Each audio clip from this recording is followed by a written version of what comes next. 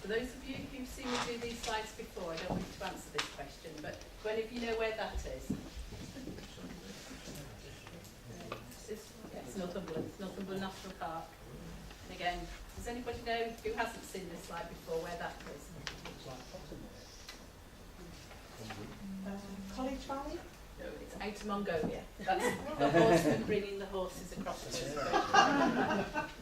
What you need to get out to people is that what's happened to the NHS is that they've managed to keep it looking the same, so it still looks like what it always looked like. It still has NHS over the door, but what's actually there in reality right now is something that is as different as being the difference between Northumberland and Outer Mongolia. There are some similarities, but there are huge, huge differences.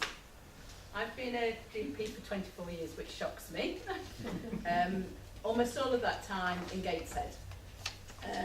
I've met, I'd say, about half of you in this room before through various campaigns over that, probably the last 30 years. And it's interesting that I would say don't underestimate the influence of Big Pharma on what's happened to the NHS in this country. I think I started campaigning probably around baby milk, anaerobic steroids, that we needed to move towards a primary healthcare system in the early 80s before junior doctor's hours. But when we started to have, I think, initially PFI, and we began to realise how that would lock us up into commercialisation around in the NHS. And I heard an interesting little vignette today about North Durham hospitals. And there's been a lot in the press about how they're struggling to cope, and the ambulance service has been campaigning about their turnaround in casualty. One of the things I heard today is that they really struggle because our hospital is a PFI hospital, and they cannot increase the capacity on their site because of the cost of what it would afford them because of their PFI contract. So we had PFI. We then had trusts, as Martin said.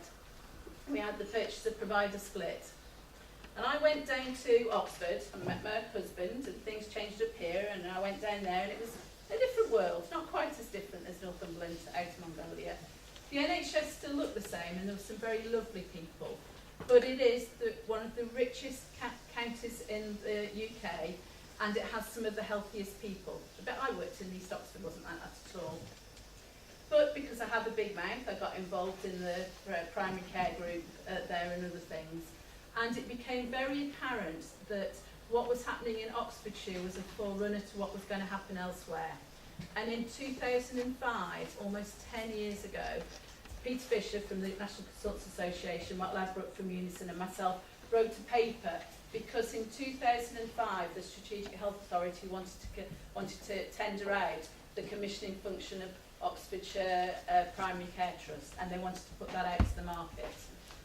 And in the end, I ended up going to the Health Select Committee in 2005 and talking about why that was wrong.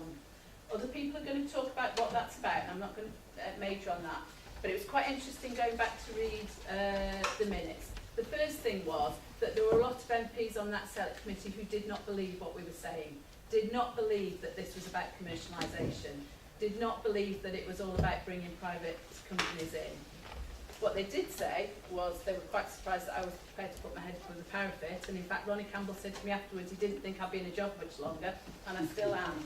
But they asked me why Oxfordshire, and I think that was because at that time people in Oxfordshire, the richest, most well-off Tory voters, were not going to complain. They weren't going to start it here. Now I got homesick, and the other thing was, and I was sad enough to look at the minutes last night, is they asked me not only why Oxfordshire, but they asked me who was behind it. And I talked about Thatcher, and I talked about Clark, and I talked about Tony Blair, and I talked about Milburn, and I actually name-checked a certain Simon Stevens that we'll come back to. Some of you in this room may well know him when he was working up here. This has been a very, very long-term, extremely well thought out, and I don't subscribe to the fact that the Act was written on the back of a fag packet. It was part of a very, very long-term campaign which is about smashing public services and the public sector in this company and opening it up to the market and privatisation. So what does that mean from 2005? Well, last year, 13-14, what did we have? £13 billion worth of contracts run or advertised to be run or managed, up 300% on the previous year. 68% of contracts awarded from April 2013 have gone to commercial companies. This year, up for grabs now is a £5 billion contract for the provision of commissioning support services to support those CCGs run by my colleagues, GPs, who are going to be in the driving seat. Who are the big winners? Well, people like Serco are making 140 million just on one contract alone. Virgin, 130 million in Devon. Surrey, 500 million Virgin are making. Now, it was really strange when I came back up here. It was really hard to get people interested in this discussion because actually people didn't believe that it was happening, because actually up here we hadn't seen much evidence of it all, because it would have been too hard to have done it. Now, this is not a very accurate map, but it's one of my favourite ones, and so you can start to spot where the differences are. But across England, we now have private companies running huge parts of the NHS. So, the effect of commercialisation on general practice. Well, the big one for me is huge number of GPs are leaving, and you'll know it from your own general practices.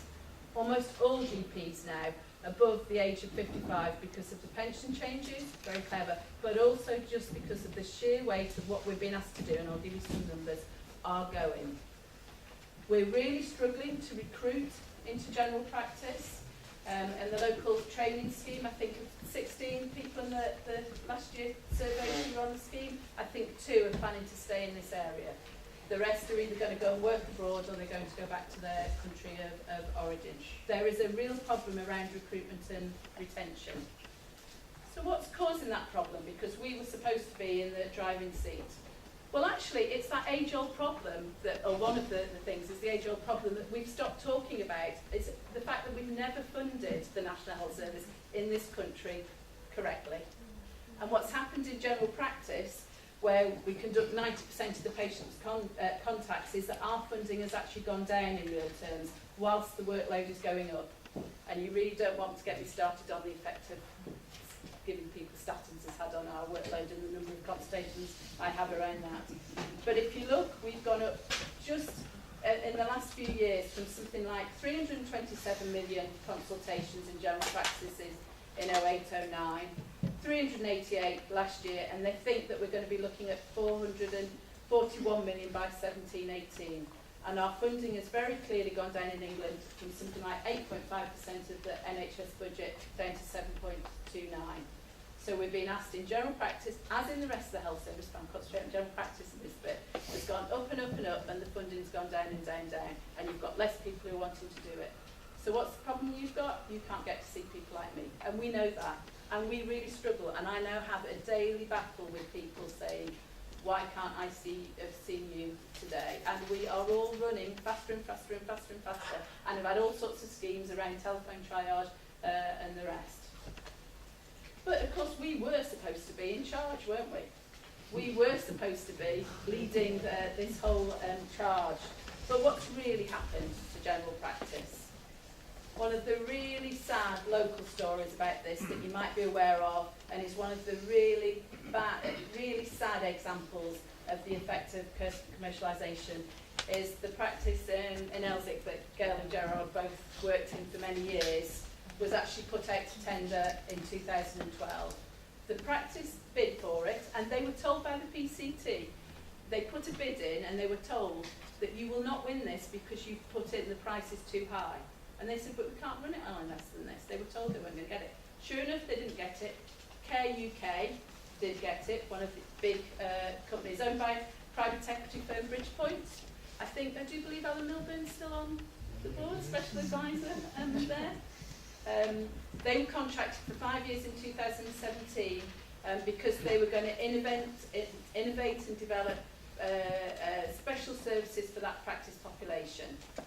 Of course, they bid at least 10% under any kind of realistic cost for that contract. What happened last month? Care UK made this statement. After reviewing our business strategy and having conversations with the Commissioner, it was decided that Care UK will not run the service past January 2015. They let the lease on the building lapse, and they have stopped providing services already from one site, and they have pulled out of that contract and just left those patients. And that's happening in this city. The other one that I think people need to know about, and we've got some leaflets on our table about this, is psychological therapies in North Tyneside over this last year. Over a year of tendering, bidding, procurement, and I'm not going to go into how much that costs and how much of your public money is going into that, because I think other people will. They gave notice to the previous provider, they gave the contract to a bidder who turned out not to meet all of the criteria, so they've decided now to take it away. And actually, after that year and all that money and everything else, it looks like the contract's going to go back to the original provider. It has gone back to the original provider. And what's happened in that year?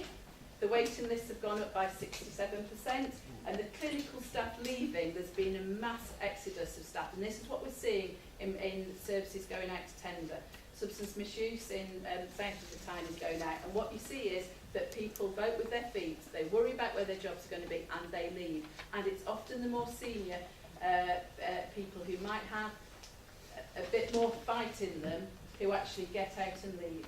Because why are we seeing younger people come to the health service not standing up and fighting? Because they've come through education, which means they've got huge debts, huge mortgages, and they can't afford to leave their jobs. That's all part of it. So, Mr. Simon Stevens. Oh, don't miss out, Simon. Don't think that this is on the back of a fag packet. This has been a very well thought out policy, which is all about smashing public service provision and bringing in the market. Simon Stevens went away and has worked for United Health in America for the last 10 years and came back. And last month in his first speech as head of the NHS, he told his audience all about the innovation value of new providers. Innovation and transformation are two words that we keep hearing in the NHS. In his previous conference biography from the previous year, he described his responsibilities as leading United Health strategy for and engagement with national health reform, ensuring its businesses are positioned for changes in the market and the regulatory environment. Well, that's good, isn't it? It's back. Great. I'm quoting Gerard here, that he's back over here to help us out in the NHS, give away all of our health services, and he's in charge now of your £130 billion of taxpayers' money. Why are they destroying general practice? Because in a market you don't want gatekeepers, you don't want generalists. What you want is people who think they're ill going straight to having investigations and to seeing specialists who say, oh, you haven't got this, you need to go and see somebody else. That's how you make money in health. What you don't have is a good primary care system with good generalists. They've been very careful, they've been very clever about it, but that's why they're in the business of very cleverly smashing general practice. So, I have been very sad over the last couple of years because it's felt like the NHS that I've always believed in and worked in is disappearing, if not disappeared. And it's been quite hard to say to people, we need to stand up and fight for it. What I really think that we need to do now is to stand up and to start to talk about what it is that we need to put back in place.